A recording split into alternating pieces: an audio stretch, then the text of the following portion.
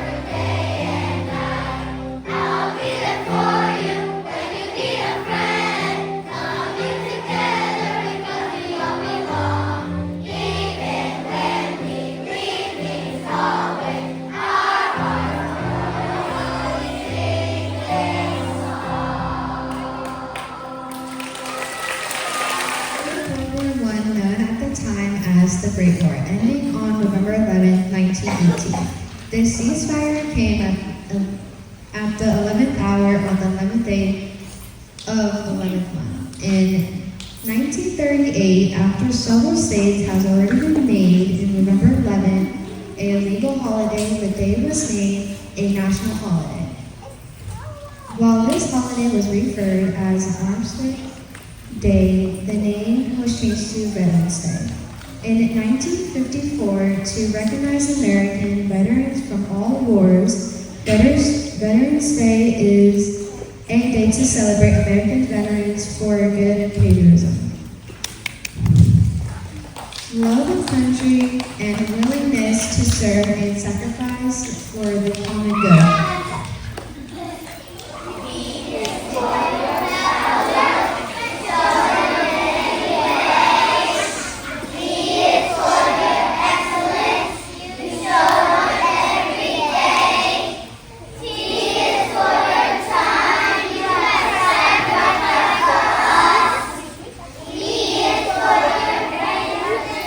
Extra, extra greatest, always for remembrance.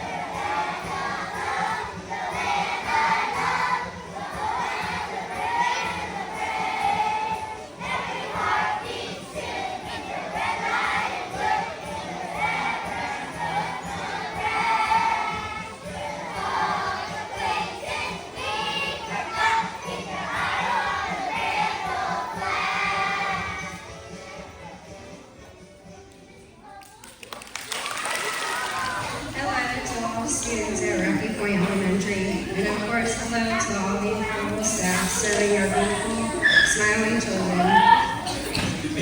Thank you so much for the opportunity to stand in front of all of you and share with you who we are. I am Megan Applegate, and this is Alexander Hickey, and we are Lillian and Madeline Hickey's parents. Today we are going to share with you a little bit about our time in the United States Air Force and what it means to us to be veterans and how you can apply those same values right now. Yes, even as students at Rocky Point Elementary.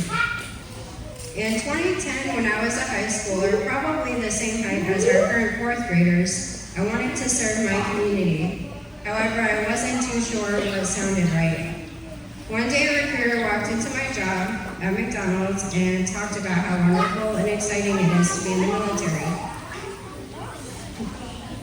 I thought to myself that would be a fabulous way to serve my community, so there I was in their office trying to sign up for the Air Force. It only took me a couple of times to convince them I was an adult because of my size. So in the month of September of 2010, off I went to basic training. They didn't tell me at the recruiting office that I would be waking up at 4 a.m. in the morning just to go run, but somehow I did it and made it through all 8 weeks of learning about military rules and regulations, the core values, marching, and of course I became an excellent runner. While I was there, I was given the opportunity to sign for a job that required me to load bombs and missiles on airplanes. I thought to myself, wow, okay, so running wasn't so bad if I could handle bombs and be around aircraft all day.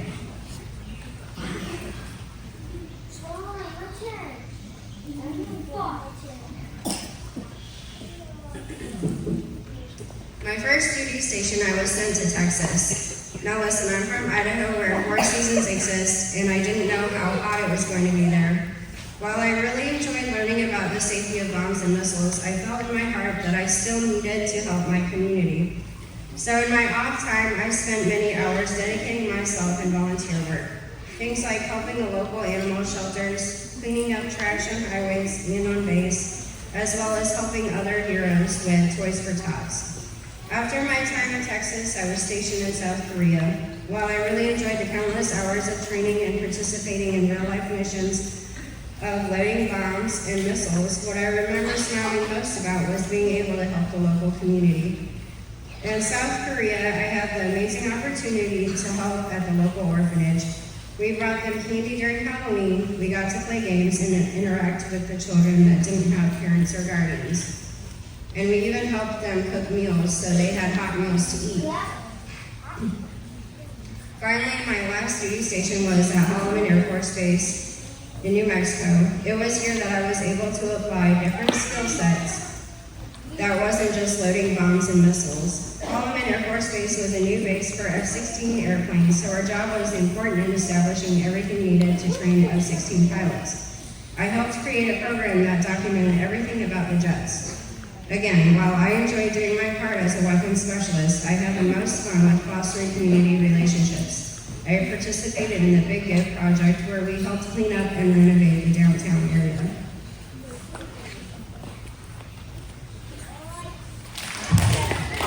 Hey, my name is Alex. So a little bit about myself. I grew up in North Carolina. I moved here when I was 8 years old. I went to elementary school, middle school, and high school in this area. After getting out of school, I worked in a few restaurants, car detailer, and a truck driver. I then attended college at Cape Fear for auto tech and was excelling there, but wanted to figure out what to do as a career field, and ended up talking to an Air Force recruiter and basically talked me into wanting to work on jets. So I joined the Air Force. Once I got in, I completed 8 months of training. After my training was done, I did a 2-year tour in Spangled, Germany.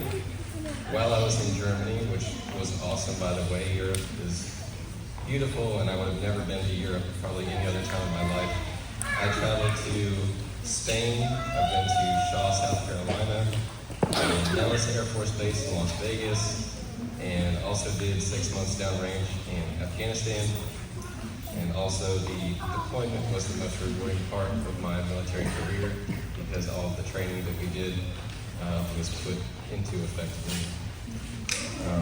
I was awarded the rank of Senior Airman early for going the extra mile with everything I did while I was downrange. And then that pretty much finished up my time in Germany.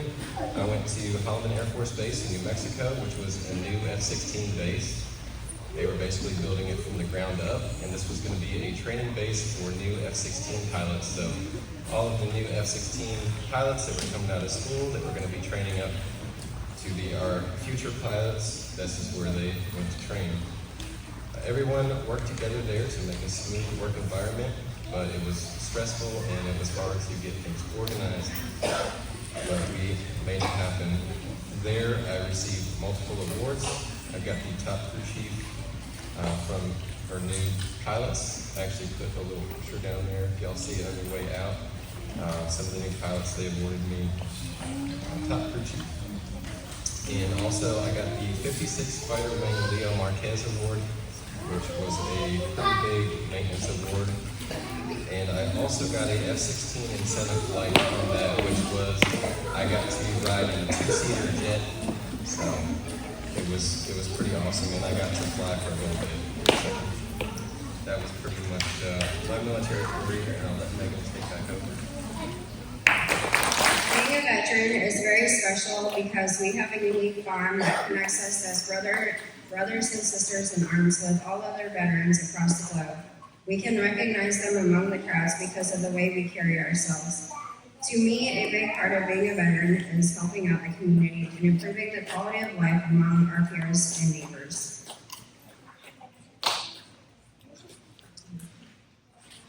So for me, what being a veteran means is holding ourselves to a higher standard, trying to do the best in everything that we can, making selfless sacrifices with pride, and also serving our country with honor to protect freedom and the way that we live each and every day.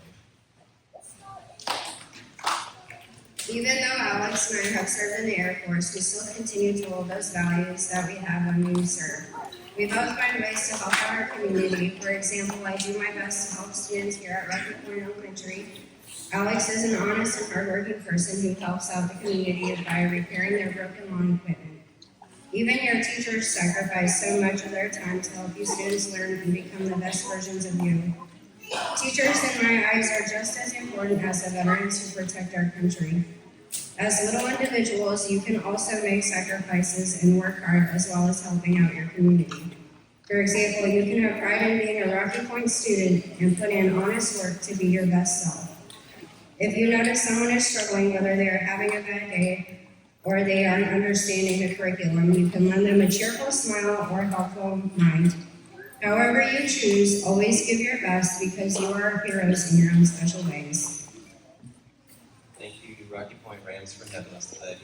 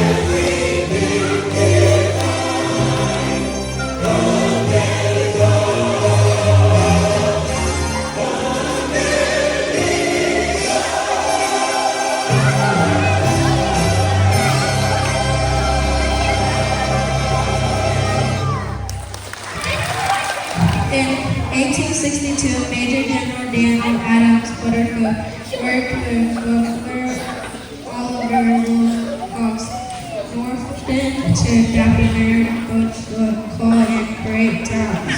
These 24 notes were meant to both signal the end of the day and honor the fallen. By 2012, Congress recognized tabs as the national song of remembrance. Thank